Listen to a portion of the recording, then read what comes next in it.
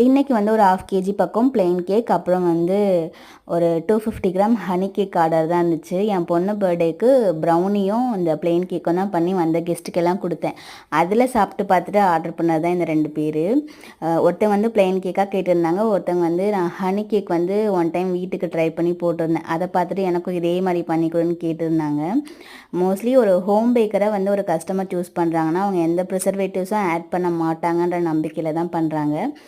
நம்பிக்கையை நான் முழுசாக காப்பாற்றிட்டேன்னு நினைக்கிறேன். ஏன்னா இந்த பிளெயின் கேக்கில் நோ ப்ரிசர்வேட்டிவ்ஸ், ஒரு baking soda, baking powder, cake ஜெல்னு எதுவுமே போடலை.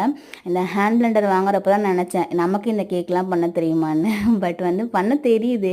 நான் வந்து ஒரு செல்ஃப் லேர்னர் தான். இப்போ தான் கொஞ்சம் கொஞ்சமாக நான் வந்து அப்கிரேட் பண்ணிகிட்ருக்கேன். நானாக தான் கற்றுட்ருக்கேன்.